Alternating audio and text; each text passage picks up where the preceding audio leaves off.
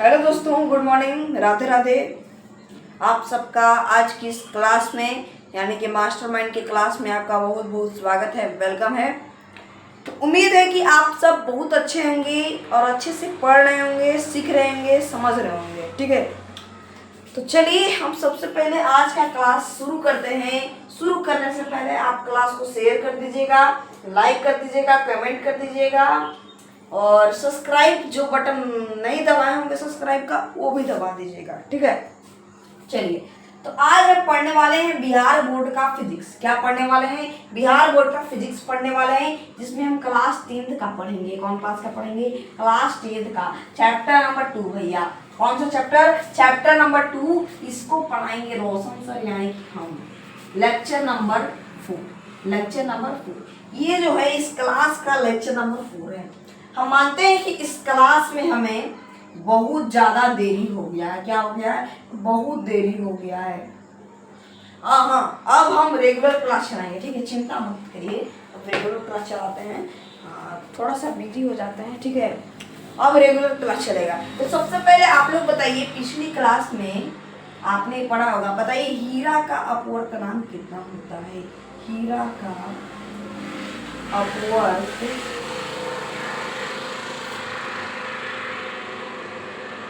हीरा का अपवर्तनांक फटाफट बताइए। चलिए, हीरा का अपवर्तनांक क्या होता है? हीरा का अपवर्तनांक अब बताइए आप लोग।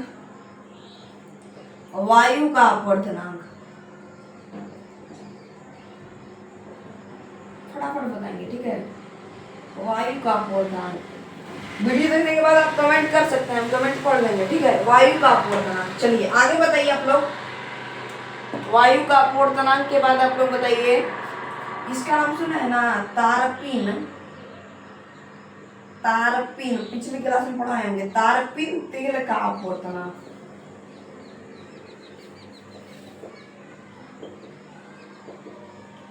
चलिए बता दीजिए, तारपीन तेल का अपवर्तनांक कितना होता है? फटाफट इन दिनों का कमेंट करिएगा। ठीक है, चलिए देखिए, हीरा का अपवर्तनांक होता है 2.42। कितना होता है? 2.42। वायु का अपवर्तनांक होता है 1, ये सबसे छोटा है।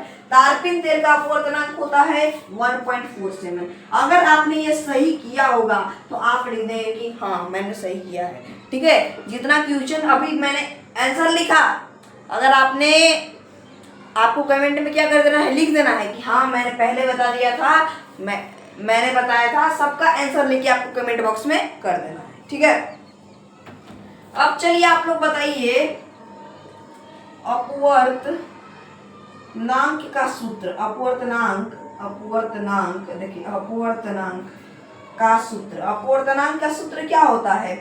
अपवर्तनांक का सूत्र क्या होता है जी? क्या होता है? होता है कि शून्य में प्रकाश की चाल, शून्य में प्रकाश की चाल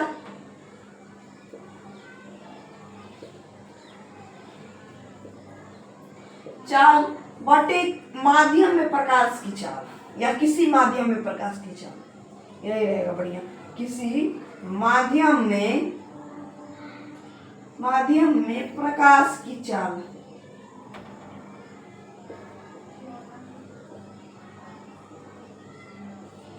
ठीक है, किसी माध्यम में प्रकाश की चाल। ठीक है, शून्य में प्रकाश की चाल बटे किसी माध्यम में प्रकाश की चाल, यही होता है ना सूत्र। मैंने पिछली क्लास में बता दिया था, ये मैंने सूत्र आपको पिछली क्लास में मैंने ये बताया, याद करिए। ठीक है, चलिए तो फटाफट चैनल को लाइक कर दीजिए, वीडियो को लाइक, सब्सक्राइब, कमेंट, सारा चीज कर दीजिए। ठीक है, चलिए आज का क्लास, ये तो मैंने पिछली कक्षा में इतना बताया था, इतना तो मैंने पिछली कक्षा में बताया था। और आज का क्लास हम अभी शुरू करते हैं। क्या करते हैं भैया? अभी शुरू कर देते हैं। ठीक है, चलिए शुरू करते हैं। शुरू करते हैं, क्या करते हैं? शुरू करते हैं। आज का क्लास एकदम बेहतरीन होने वाला है। लेक्चर नंबर 3 से एकदम बढ़िया होने वाला है आज का क्लास। ठीक है, लेक्चर नंबर 3 से एकदम बढ़िया होने वाला है आज का क्लास। देखिए अपवर्तनांक और भी होता है, 2 प्रकार का अपवर्तनांक होता है। पहला होता है निरपेक्ष अपवर्तनांक। कौन अपवर्तनांक? निरपेक्ष अपवर्तनांक। हेडिंग देंगे निरपेक्ष। क्या देंगे? निरपेक्ष। निरपेक्ष दीजिए, निरपेक्ष।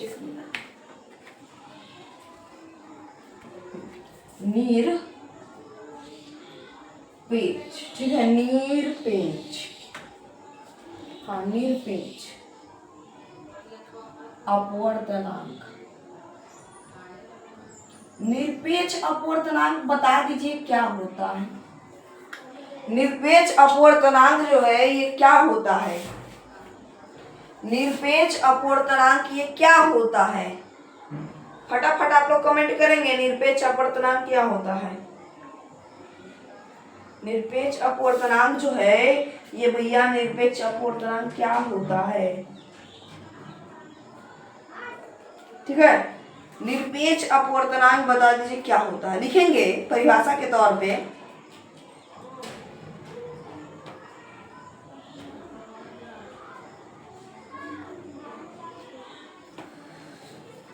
निरपेक्ष अपवर्तनांक में लिखेंगे, क्या लिखेंगे? लिखेंगे कि निर्वात में प्रकाश की चाल, निर्वात, हाँ, निर्वात में प्रकाश की चाल, प्रकाश की चाल, प्रकाश, निर्वात में प्रकाश, निर्वात में प्रकाश की चाल तथा किसी माध्यम में प्रकाश की चाल, तथा किसी माध्यम में प्रकाश की चाल, किसी माध्यम में प्रकाश की चाल, प्रकाश की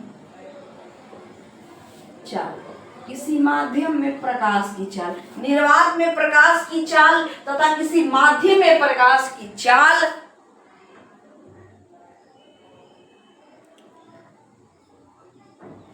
किसी माध्यम में प्रकाश की चाल के अपवर्तनांक को के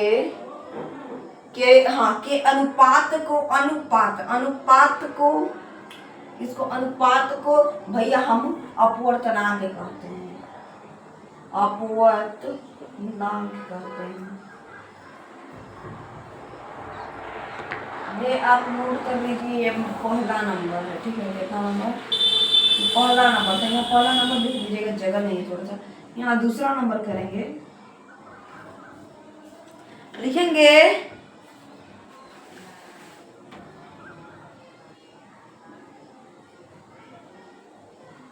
इसमें किसी,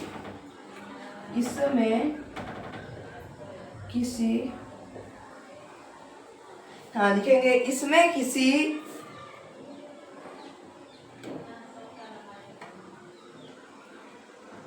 माध्यम का अपवर्तनांक,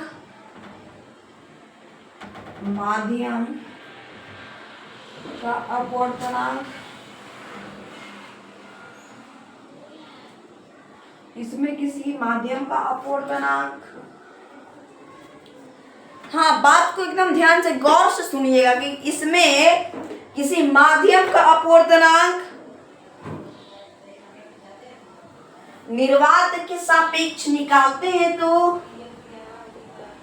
निर्वात के सापेक्ष नहीं लिख लीजिएगा, सापेक्ष बोल देते हैं हम, लिख देते हैं सब चीज। निर्वात के सापेक्ष, हाँ, निर्वात के सापेक्ष निकालते हैं तो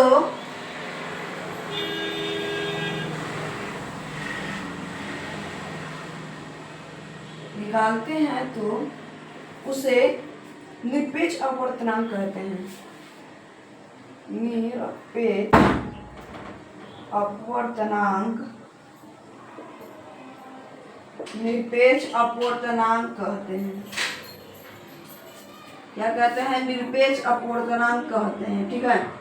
क्या कहते हैं उसको, निकालते हैं। तो यानी कि कहने का मतलब किसी माध्यम का अपवर्तनांक निर्वात के सापेक्ष अगर निकाला जाए तो उसे भैया हम निरपेक्ष अपवर्तनांक कहेंगे। क्या कहेंगे, निरपेक्ष अपवर्तनांक कहेंगे। ठीक है, अब तो ये आप लोग समझ गए होंगे कि निरपेक्ष अपवर्तनांक का वैल्यू क्या होता है। इसका सूत्र होगा, सूत्र ध्यान से दिखेगा। ठीक है, सूत्र देखिएगा कि निर्वात में प्रकाश की चाल, निर्वात में प्रकाश की चाल, निर्वात में प्रकाश की चाल, निर्वात में प्रकाश की चाल बटे किसी माध्यम में प्रकाश की चाल, यानी कि माध्यम में प्रकाश की चाल, किसी माध्यम में, क्या चीज में, किसी माध्यम में प्रकाश की चाल, माध्यम में प्रकाश की चाल।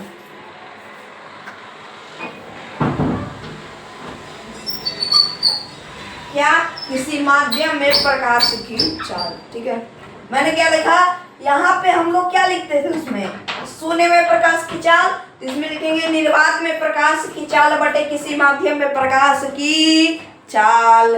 ठीक है, ये आपने क्या किया समझ गए। ये मैंने आपको निरपेक्ष अपवर्तनांक पढ़ाया है। क्या पढ़ाया है, निरपेक्ष अपवर्तनांक पढ़ाया है। अब देखेंगे आपेक्षिक अपवर्तनांक। क्या देखेंगे, आपेक्षिक अपवर्तनांक। ठीक है, मैंने क्या लिखा, निर्वात में प्रकाश की चाल तथा किसी माध्यम में प्रकाश की चाल के अनुपात को अपवर्तनांक कहते हैं। ठीक है, दूसरा में लिखा, इसमें किसी माध्यम का अपवर्तनांक निर्वात के सापेक्ष निकालते हैं तो उसे निरपेक्ष अपवर्तनांक कहते हैं। और ये सूत्र में क्या लिखा, सूत्र में मैंने लिखा कि निर्वात में प्रकाश की चाल बटे किसी माध्यम में प्रकाश की चाल। यही लिखा ना भाई, यही लिखा ना। तो ठीक है, अब देखते हैं हम आपेक्षिक अपवर्तनांक। तो दोस्तों अगला देखिए, अगला है हमारा, अगला क्या है, अगला देखिए, अगला है आपेक्षिक, आपेक्षिक, आपेक्षिक अपवर्तनांक। क्या है, आपेक्षिक अपवर्तनांक। क्या है, आपेक्षिक अपवर्तनांक। आपेक्षिक अपवर्तनांक किसे कहते हैं, दो माध्यमों के निरपेक्ष अपवर्तनांक के अनुपात को, दो माध्यम के निरपेक्ष अपवर्तनांक के अनुपात को भैया हम आपेक्षिक अपवर्तनांक कहते हैं। क्या कहते हैं, आपेक्षिक अपवर्तनांक कहते हैं। तो इसका सूत्र है n21 बराबर n2 बटा n1, n2 बटा n1। ठीक है, ये सूत्र है। इसको आप चाहें तो भैया नोट कर सकते हैं। ठीक है, चलिए फटाफट हम आगे बढ़ते हैं। एक क्वेश्चन है मेरे पास, सब्जेक्टिव क्वेश्चन है, उसको हम आपको करवा देते हैं। ठीक है, क्या कर देते हैं, उसको हम करवा देते हैं आपके बीच। ठीक है, समझ में ना। चलिए, क्वेश्चन है कि बताइए कि आप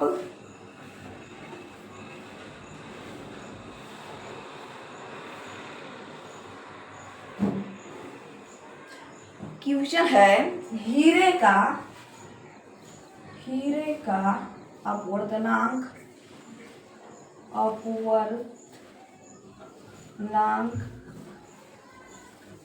2.24 है। तो इससे आप क्या समझते हैं।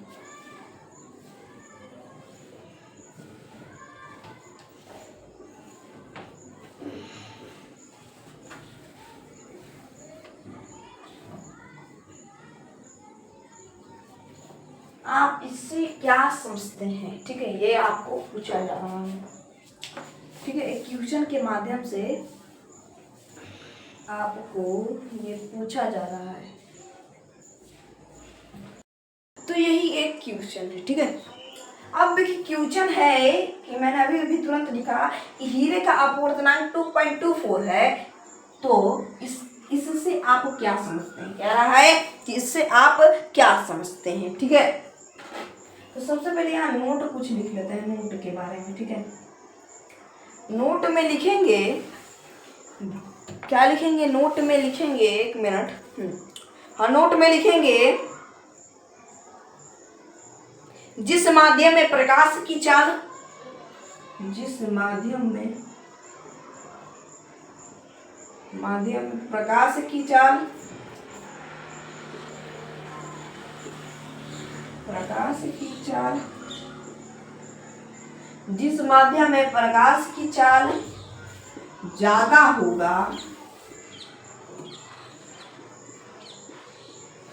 जिस माध्यम में, मैंने क्या कहा, जिस माध्यम में प्रकाश की चाल ज्यादा होगा उसका अपवर्तनांक,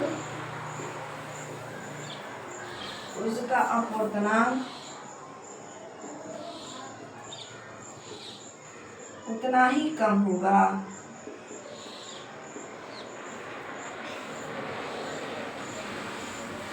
उतना ही कम होगा।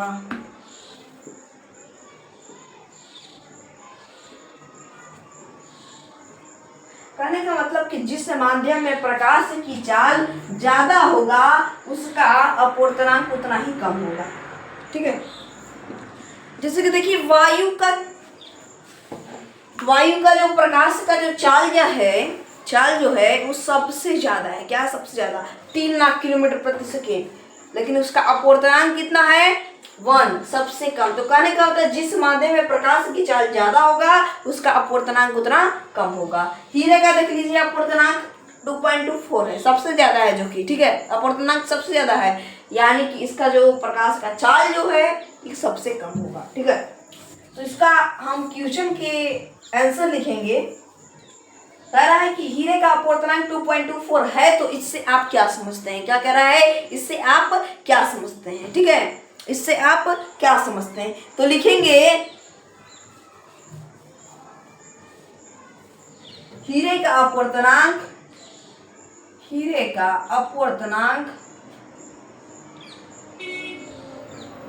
2.24 है, 2.24 है, जो कि काफी ज्यादा है।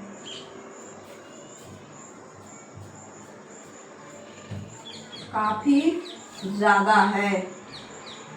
क्या है? काफी ज्यादा है। ठीक है, क्या है? काफी ज्यादा है, जो कि काफी ज्यादा है। हीरे का अपवर्तनांक 2.24 है, जो कि काफी ज्यादा है।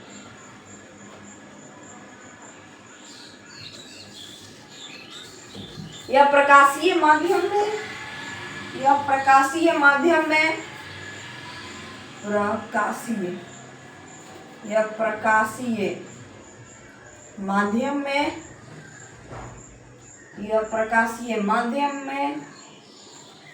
क्या है? यह प्रकाशीय माध्यम में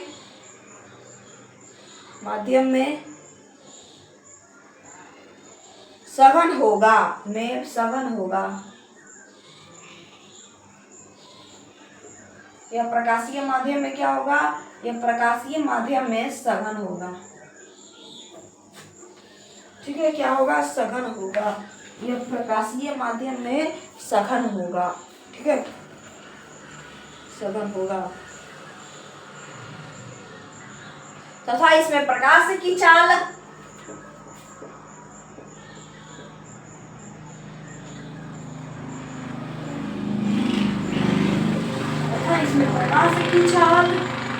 उतना ही कम होगी।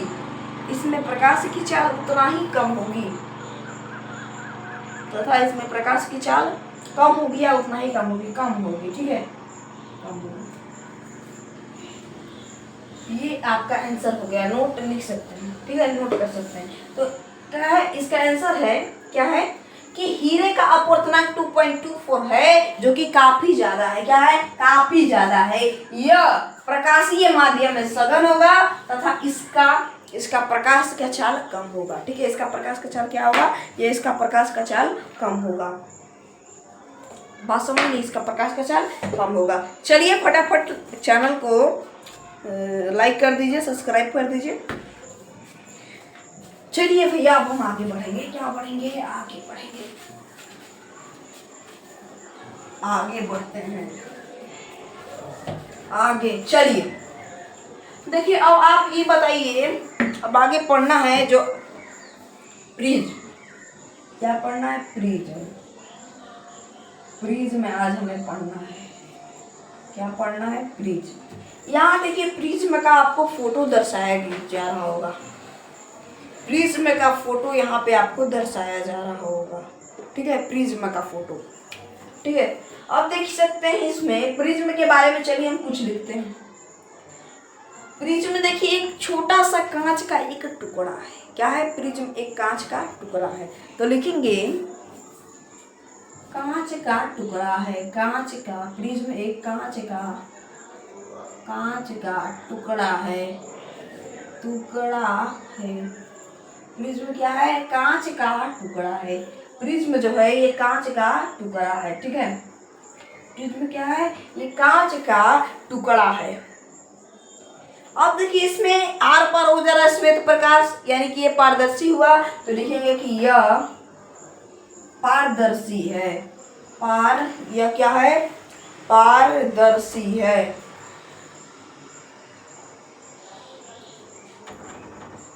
यह पारदर्शी है, यह होता है, यह पारदर्शी होता है, ठीक है, यह पारदर्शी होता है, यह पारदर्शी होता है, ठीक है। अब इसके बारे में लिखेंगे और क्या है इसमें देख सकते हैं आप, इसमें 3 फलक होता है, तो लिखेंगे कि इसमें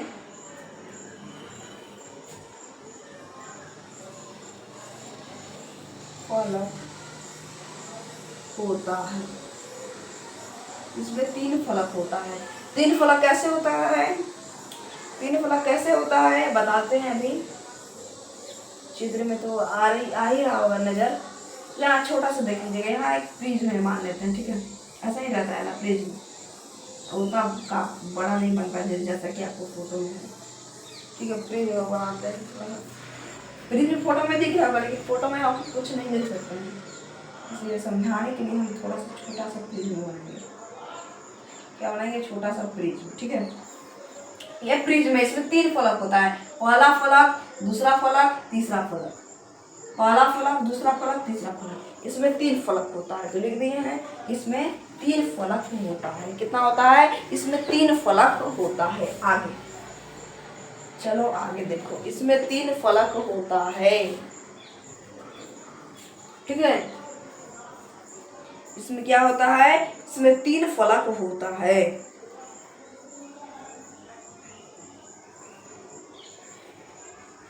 इसका तीनों फलक आपस में समांतर नहीं होता है। इसका तीनों फलक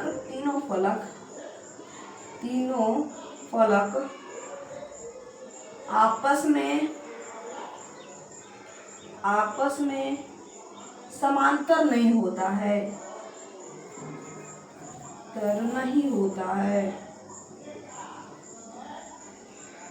क्या होता है? इसका तीनों फलक आपस में समांतर नहीं होता है, ठीक है। और कुछ बात लिखते हैं। इसका 5 सतह होता है, इसका 5 सतह होता है, 5 सतह होता है, इसका 5 सतह होता है।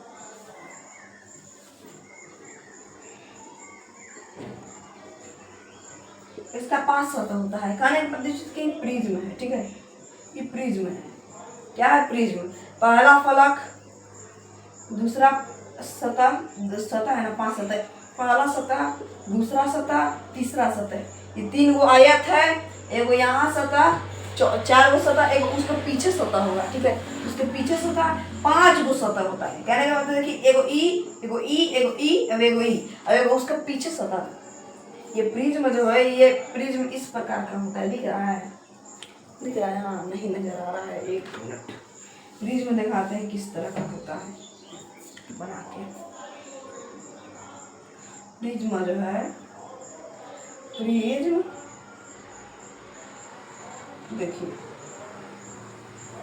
देखिए बढ़िया से देखिए, प्रिज्म जो है इस तरह का, ठीक है। प्रिज्म जो है एक बन नहीं रहा है, बढ़िया देखते हैं, बढ़िया बना के बन जाएगा तो ठीक है। प्रिज्म, ठीक है, प्रिज्म है।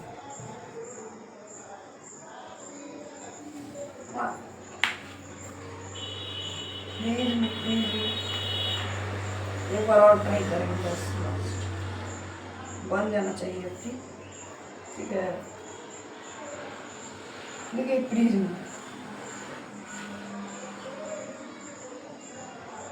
ठीक है, ऐसे प्रिज्म,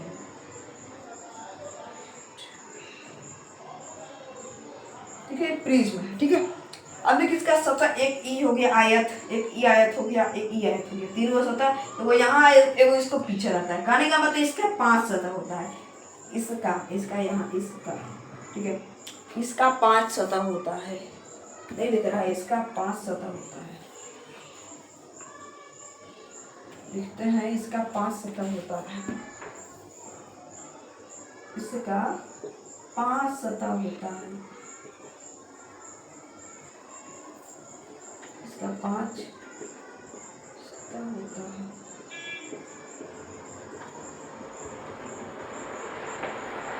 इसका 5 सतह होता है, ठीक है।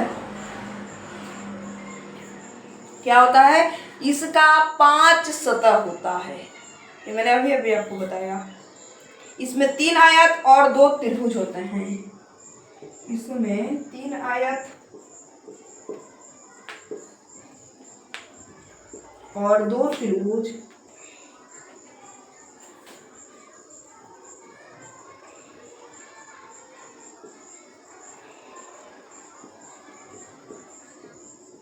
इसमें 3 आयत और 2 त्रिभुज होते हैं। मैंने अभी भी बताया था कि चित्र है,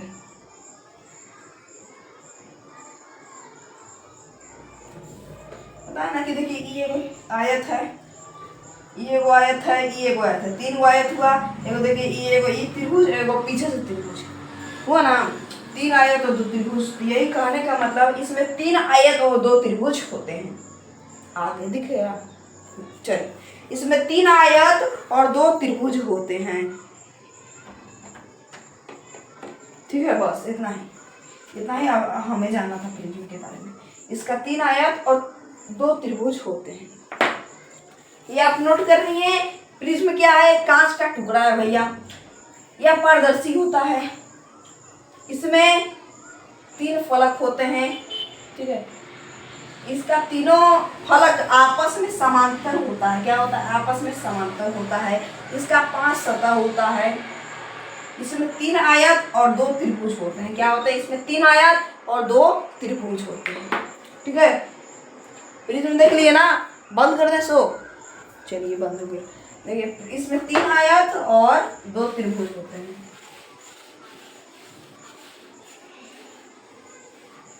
चलिए अब जानेंगे इसका परिभाषा, ये तो मैंने आपको बताया था। अब इसमें जानेंगे परिभाषा, ठीक है। लिखेंगे कि भैया प्रिज्म क्या होता है क्वेश्चन के अनुसार, ठीक है। प्रिज्म क्या होता है, ये प्रिज्म क्या है, प्रिज्म क्या है।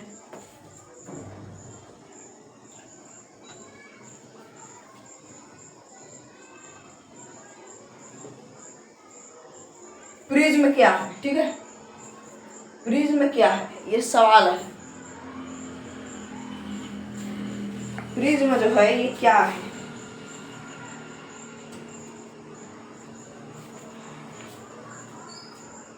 अगर आपको पता है तो इसका आप परिभाषा जो है ये आप कमेंट बॉक्स में कर सकते हैं। इसका परिभाषा आप कमेंट बॉक्स में लिख सकते हैं, ठीक है। इसका परिभाषा आप कमेंट बॉक्स में लिख सकते हैं।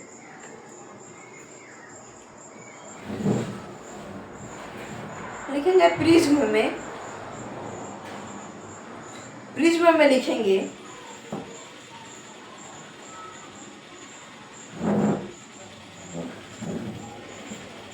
प्रिज्म, क्या लिखेंगे? प्रिज्म कांच का बना, प्रिज्म कांच का बनता है ना, प्रिज्म जो है कांच से बनता है ना, हाँ। तो प्रिज्म कांच का बना,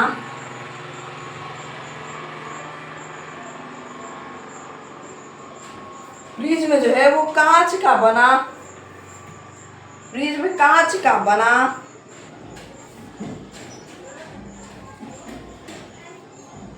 एक ऐसा पारदर्शी माध्यम होता है, एक ऐसा पारदर्शी माध्यम होता है, एक ऐसा पारदर्शी, क्या? एक ऐसा पारदर्शी, ठीक है, एक ऐसा पारदर्शी माध्यम होता है एक ऐसा पारदर्शी माध्यम होता है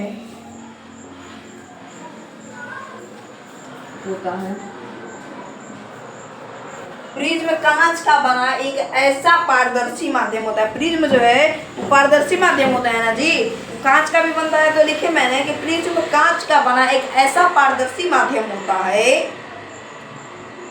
है जिसमें तीन फलक जो तीन फलक से घिरा रहता है, कि जो तीन फलक से फलक देखा है ना, फलक से घिरा रहता है, घिरा रहता है। क्या रहता है? जो तीन फलक से घिरा रहता है, घिरा बड़ा घिरा ना, घिरा रहता है। क्या रहता है? तीन फलक से वो घिरा रहता है। ठीक है, क्या रहता है? वो तीन फलक से घिरा रहता है। ठीक है, वो तीन फलक से क्या रहता है? लिखेंगे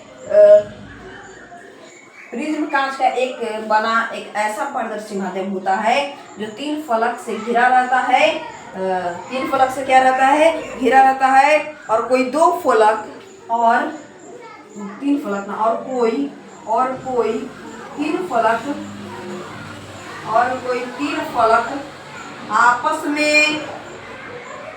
आपस में समांतर नहीं होते हैं। क्या नहीं होते हैं? समांतर नहीं होते हैं। क्या नहीं होते हैं? आपस में वो समांतर नहीं होते हैं। ठीक है, आपस में क्या नहीं होते हैं? वो समांतर नहीं होते हैं। उसे प्रिज्म कहते हैं।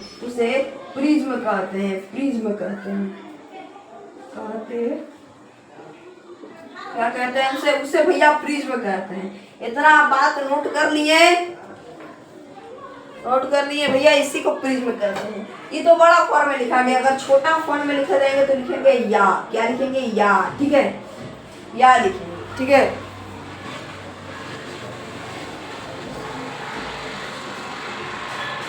ये कांच का बना एक ऐसा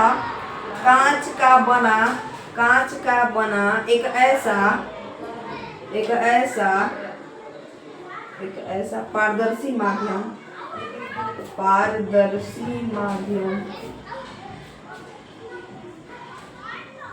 कांच का बना एक ऐसा पारदर्शी माध्यम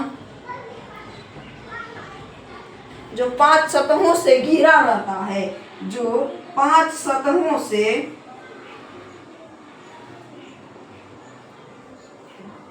घिरा रहता है। क्या रहता है? घिरा रहता है।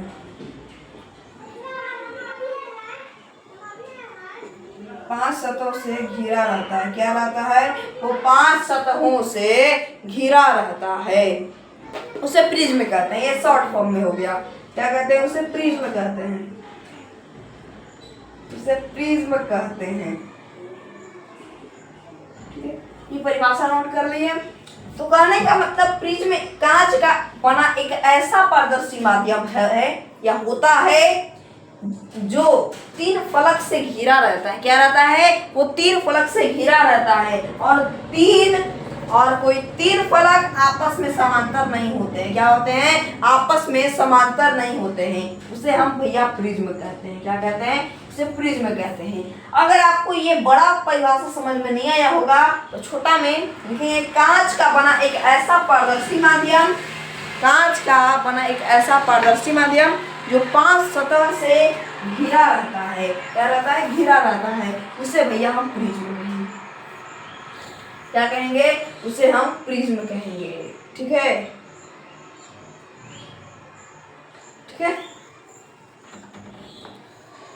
चलिए प्रिज्म के बारे में और कुछ विशेष जानते हैं। इसको थोड़ा मिटा लेंगे कि प्रिज्म के बारे में कुछ और विशेष कहानी। ठीक है, ये देखिए प्रिज्म है।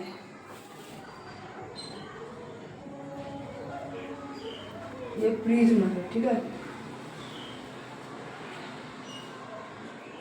ये प्रिज्म है। ठीक है, ये छोटा सा एकदम बड़ा सा प्रिज्म है, ठीक है।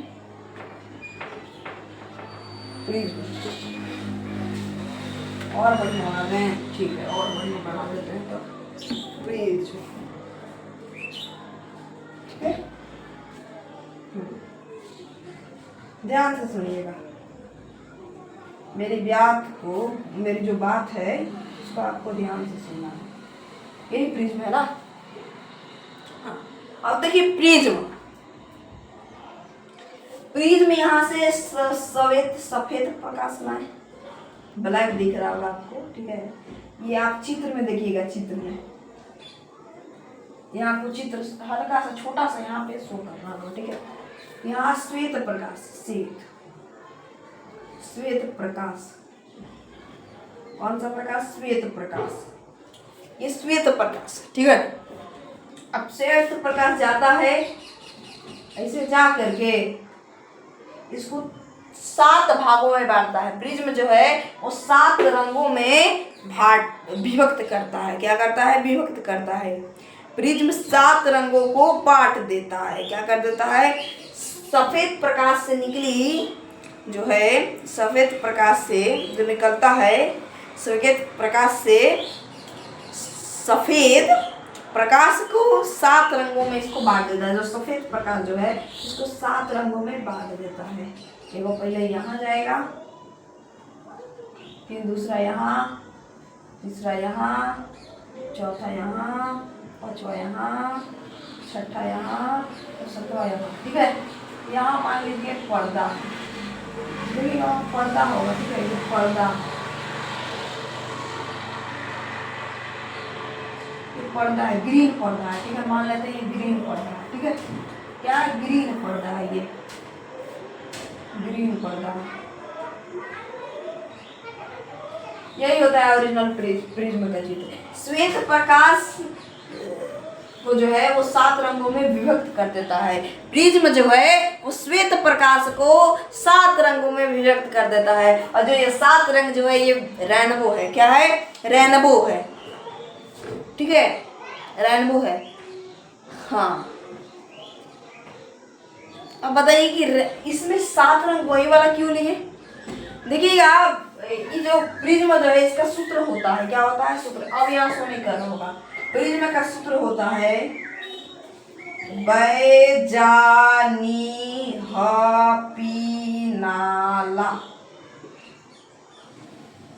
बैजानी हपीनाला, क्या नाम है? बैजानी हपीनाला। बैजानी हपीनाला, ठीक है। क्या नाम है? बैजानी हपीनाला। इसका सूत्र होता है बैजानी हपीनाला। कौन कौन सा रंग? पहला बैगनी, दूसरा जामुनी, तीसरा नीला,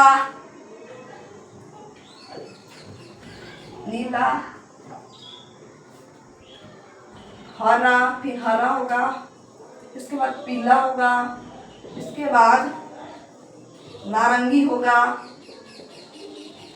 इसके बाद लाल होगा, ठीक है। अब ये पूछिएगा, ये तो रंग सब, ये सब तो, ये जो रंग है ये तो रेनबो में भी होता है भैया। ये रेनबो थोड़ी ना है, ये रेनबो नहीं है। तो इसका कहानी है, जब रेनबो कब उगता है? जब बारिश होता है और तुरंत हवा उग जाता है तो रेनबो आ जाता है, ठीक है। क्या जाता है? रेनबो आ जाता है। अब देखिए, बारिश का जो कुछ बूंद जो है, ऊपर से जब बारिश गिरता है उसका जो कुछ बूंद जो है वो ऊपर ही रह जाता है, ठीक है। उसका कुछ बूंद जो है वो ऊपर ही रह जाता है। उस बूंद को क्या करता है? प्रिज्म उस बूंद को प्रिज्म करता है, उस बिंदु को 7 रंगों में वो विभक्त कर देता है। क्या कर देता है? 7 रंगों में प्रिज्म जो है वो उसको विभक्त कर देता है, तभी हमें रेनबो दिखता है। क्या दिखता है? रेनबो, यानी कि इंद्रधनुष हमें दिखता है। असली चित्र जो है ना, ये यही होता है रेनबो का। और रेनबो का सूत्र याद रखिएगा, बैजानी हपीनाला। क्या नाम है? बैजानी हपीनाला। बैजानी हपी नाला, बैजानी हपी नाला। बैगनी, जामुनी, नीला, हरा, पीला, नारंगी, लाल। बैगनी, जामुनी, नीला, हरा, पीला, नारंगी, लाल। क्या इसको बोलेंगे? बैजानी हपी नाला, यानी कि बैगनी, जामुनी, नीला, हरा, पीला, नारंगी, लाल, यही होता है। ठीक है, बैजानी हपी नाला। इसका सूत्र याद रखिएगा। बताइए प्रिज्म का सूत्र क्या होता है? बैजानी हपी नाला। क्या होता है? बैजानी हपी नाला। अब कौन कौन सा रंग होता है? बैगनी, जामुनी, नीला, हरा, पीला, नारंगी, लाल, ये सब रंग होता है। ये आप चित्र देख लिए। आगे बढ़े। प्रिज्म से हम कुछ क्वेश्चन बनाते हैं। क्या बनाते हैं? क्वेश्चन बनाएंगे। चलिए क्या बनाएंगे भैया? क्वेश्चन बनाएंगे। दिखाते हैं। चलिए क्लास एकदम स्पीड चलेगा। ठीक है, क्लास जो है एकदम स्पीड चलाएंगे। आपको बहुत पसंद आ रहा होगा ये सब चीज। बोलते ना कि ये लेक्चर जो है वह बहुत शानदार होने वाला है। क्या होने वाला है? एकदम शानदार होने वाला है। ठीक है, शानदार होने वाला है। चलिए एक क्वेश्चन है, इसको बना दीजिए। क्वेश्चन है, प्रिज्म क्या करता है? क्या है? प्रिज्म क्या करता है? प्रिज्म जो है ये क्या करता है? प्रिज्म क्या करता है? चलिए इसका बताइएगा आप लोग। ठीक है, प्रिज्म जो है वो क्या करता है? प्रिज्म क्या करता है? अब यहाँ एक और क्वेश्चन ले लीजिए। एक और क्वेश्चन दे रहे हैं बस लास्ट।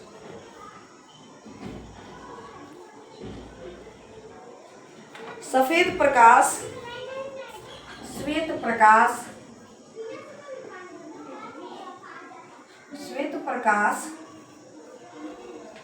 कितने रंगों का मिश्रण होता है? कितने रंगों का मिश्रण होता है? मिश्रण होता है, मिश्रण होता है। श्वेत प्रकाश कितने रंगों का मिश्रण होता है? ये बता दीजिए। प्रिज्म क्या करता है भैया? प्रिज्म क्या करता है?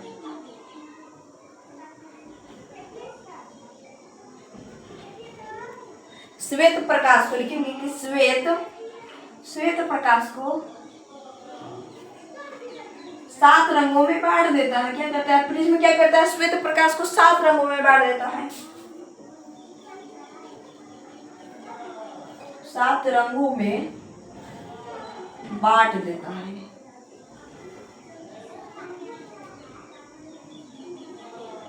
ठीक है, प्रिज्म जो है वो 7 रंगों में श्वेत प्रकाश को बांट देता है। अब इसका जो क्वेश्चन है, श्वेत प्रकाश कितने रंगों का मिश्रण होता है, इस क्वेश्चन का जो आंसर जो है आप लोग कमेंट बॉक्स में कमेंट करेंगे। ठीक है, इस क्वेश्चन का आंसर जो है वो कमेंट बॉक्स में कमेंट कर देंगे। मैं देख लूँगा। देखते हैं कितना विद्यार्थी इस क्वेश्चन को बना पाते हैं। ठीक है, तो एक उपकरण आप लोग घर में कीजिएगा। एक थाली लीजिएगा। ठीक है, और थाली में बैजानी हपी नाला जो सूत्र से जो रंग बनता है उस रंग का एक एक टुकड़ा ले लीजिएगा। बैगनी का एक टुकड़ा ले लीजिएगा, जामुनी का एक टुकड़ा ले लीजिएगा, नीला का एक टुकड़ा ले लीजिएगा, हरा का टुकड़ा ले लीजिएगा, पीला का टुकड़ा, यानी कि जितना रंग है सबका एक एक छोटा छोटा टुकड़ा ले लीजिएगा थाली में। और थाली को एकदम कस के घुमाना है, बहुत कस के घुमाना है। और बहुत जब कस के घुमाइएगा ना, उड़ने दीजिए, बहुत कस के घुमाइएगा ना तो देखिएगा कि व्हाइट रंग दिखेगा। जो सब रंग जो है वो सब रंग नहीं दिखेगा, खाली व्हाइट एकदम सफेद रंग दिखेगा। ये उपकरण से आपको पता चल जाएगा कि प्रिज्म जो है वो श्वेत प्रकाश को 7 रंगों में बांट देता है। ये प्रिज्म के बारे में आपको क्लियर हो गया? प्रिज्म के बारे में आपको क्लियर हो गया?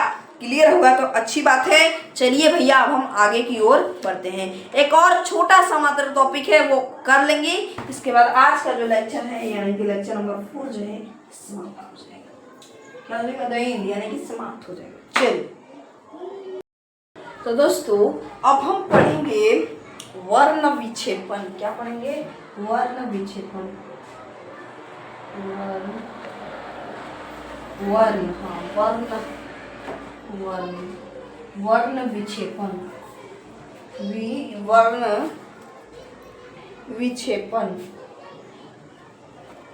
वर्ण विक्षेपन भैया क्या होता है? अब ये बताइए वर्ण मतलब क्या होता है? वर्ण मतलब रंग होता है और विक्षेपण मतलब अलग करना, यानी कि रंग अलग करना क्या कहलाता है? वर्ण विक्षेपण कहलाता है। लिखेंगे कि वर्ण विक्षेपण किसे कहते हैं? वर्ण विक्षेपण, इसका परिभाषा लिखवा दे रहे हैं, यानी कि रंग अलग करना क्या होता है? वर्ण विक्षेपण क्या होता है? हम इसका परिभाषा लिखवा रहे हैं कि वर्ण विक्षेपण क्या होता है? क्या है ये लिख सकते हैं, वर्ण विक्षेपण क्या है। तो चलिए इसका परिभाषा लिख देते हैं। ठीक है, तो ये कह रहा है कि वर्ण विक्षेपण क्या है? तो जब किसी श्वेत प्रकाश को या सूर्य के प्रकाश को, जब किसी श्वेत प्रकाश को या सूर्य के प्रकाश को किसी प्रिज्म से होकर गुजारा जाता है, क्या किया जाता है? किसी प्रिज्म से गुजारा जाता है, तो वह श्वेत प्रकाश अपने अवयवों, अपने विभिन्न अवयवों या विभिन्न अवयवों वर्ण में विभक्त हो जाता है। क्या हो जाता है? अपने विभिन्न अवयवों में वर्ण में विभक्त हो जाता है। क्या हो जाता है? विभक्त हो जाता है। विभक्त होने की इस प्रक्रिया को, जो विभक्त हो जाता है उस प्रक्रिया को भैया हम वर्ण विक्षेपण कहेंगे। क्या कहेंगे? वर्ण विक्षेपण कहेंगे। ठीक है, उम्मीद है कि वर्ण विक्षेपण आप समझ गए होंगे। तो एक हल्का सा टॉपिक और बच गया है, वर्णपट। क्या बच गया? वर्णपट। इसके बाद लेक्चर नंबर 4 समाप्त। अब देखिए वर्णपट क्या है। वर्णपट जिस प्रिज्म, यानी कि प्रिज्म के बाहर वैसा पर्दा, देखिए मैंने आपको बताया था प्रिज्म है, जब ऐसे श्वेत प्रकाश को इसमें विभक्त करते हैं, क्या करते हैं? विभक्त करते हैं। तो यहाँ एक पर्दा रहता है, याद है? इसी ग्रीन पर्दा, ठीक है। प्रिज्म के बाहर स्थित वैसा पर्दा जिस पर 7 रंग प्राप्त होते हैं उसे वर्णपट कहते हैं। इस पर्दा पर 7 रंग प्राप्त होता है ना, इसी को भैया हम वर्णपट कहेंगे। क्या कहेंगे? वर्णपट। और जो वर्णपट जो है ये 2 प्रकार के होता है। लिखेंगे कि यह 2 प्रकार के होते हैं। पहला हो गया शुद्ध वर्णपट।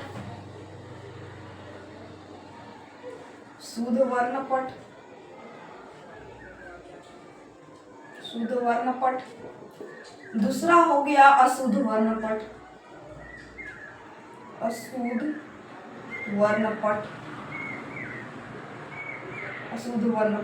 ठीक है, तो भैया शुद्ध वर्णपट क्या होता है? तो शुद्ध वर्णपट ये होता है जिस ग्रीन पर्दे, लिखेंगे कि जिस पर्दे पर, हाँ ये ठीक रहेगा, जिस पर्दे पर या जिस पर्दा पर, लिखेंगे कि जिस पर्दा पर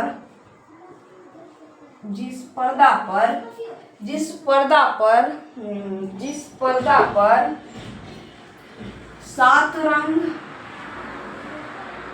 स्पष्ट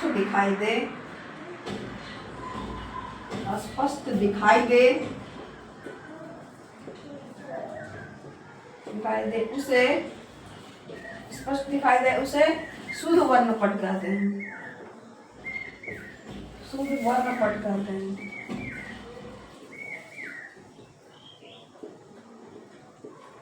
क्या कहते हैं? उसे शुद्ध वर्णपट कहते हैं। और जिस पर्दे पर, यानी कि जिस पर्दा पर 7 रंग स्पष्ट दिखाई ना दे, क्या दे? स्पष्ट दिखाई ना दे,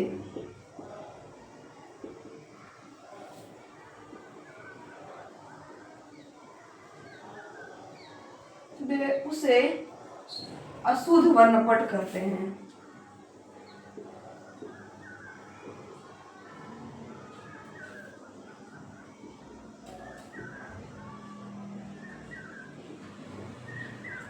यानी कि कहने का मतलब जिस पर्दा पर अगर 7 रंग एकदम स्पष्ट दिखाई दे उसे हम शुद्ध वर्णपट कहेंगे, और जिस पर्दा पर हमें 7 रंग स्पष्ट दिखाई ना दे उसे हम भैया अशुद्ध वर्णपट कहेंगे। वर्णपट आप लोग समझ लिया, नोट कर सकते हैं, ठीक है। वर्णपट समझ लिए तो आज के क्लास यहीं पे हम एनफ करते हैं, समाप्त करते हैं। आपका लेक्चर नंबर 4 जो है ये समाप्त हुआ। मिलते हैं लेक्चर नंबर 5 में, तब तक के लिए बाय बाय। और आप सब्सक्राइब करते रहिएगा, लाइक देते रहिएगा, कमेंट करते रहिएगा और शेयर करते रहिएगा। जो मैंने अभी आपको क्वेश्चन बताया उसको आपको कमेंट बॉक्स में शेयर करना है, ठीक है। बना के क्वेश्चन बॉक्स में आपको शेयर करना है, क्वेश्चन बना के उसको कमेंट बॉक्स में आपको शेयर करना है, ठीक है। चलिए आज की क्लास यहीं पे समाप्त करते हैं, तब तक के लिए बाय बाय, जय हिंद, जय भारत।